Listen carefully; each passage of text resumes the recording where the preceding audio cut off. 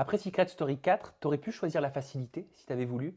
Enchaîner les téléréalités, les bookings.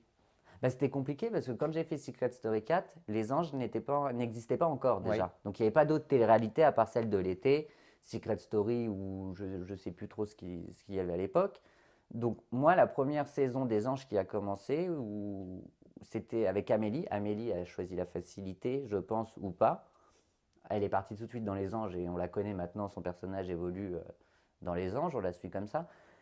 Mais j'ai choisi en quelque sorte la facilité parce que pendant que j'ai voulu être trop gourmand. J'ai commencé, on m'a proposé le théâtre, j'ai dit oui pour le théâtre, pour tester parce que je ne connaissais pas du tout cet univers.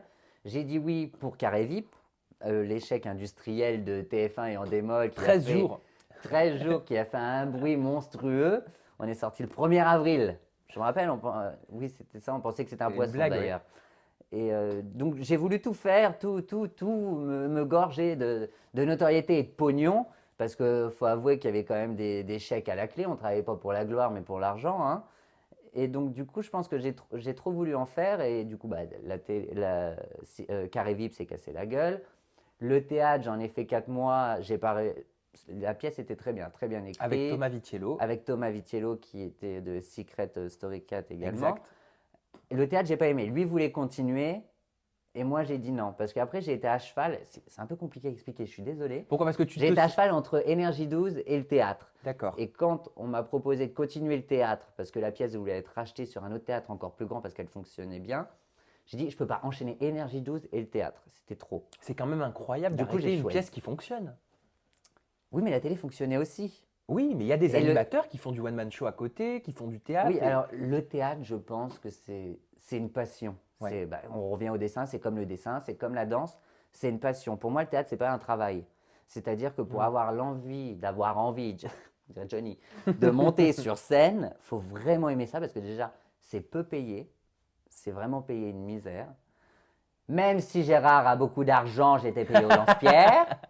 Non, comme tout le monde, le théâtre, c'est très peu payé, c'est très fatigant, c'est des répètes l'après-midi pour jouer le soir. Même si on peut avoir un peu d'improvisation sur scène, il y a quand même une trame qu'on doit suivre pendant 1 heure et demie tous les soirs. Donc moi, je me suis lassé et j'ai dit j'arrête. Ça me plaît pas. Chroniqueur sur Énergie 12, ça te prenait peut-être trop de temps. C'est beaucoup de boulot. Il y a tout un travail qu'on ne voit pas. Est-ce que le public se rend compte du travail que tu fournis? Moi, je le sais. Non, mais moi, je le sais qu'il y a du boulot. Alors, oui, bah, visiblement pas tant que ça pour moi. Bon,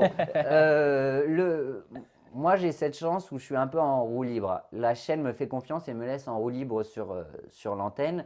C'est-à-dire qu'on me communique les extraits qui vont être diffusés, les magnétos qu'il va y avoir, l'invité, à moi de mon côté d'un peu savoir ce que l'invité fait dans la vie, ce qu'il aime pas. Et après, je suis en roue libre. J'arrive pas avec ma chronique, 1, 2, 3, lancement, magnéto, image 2, image 4.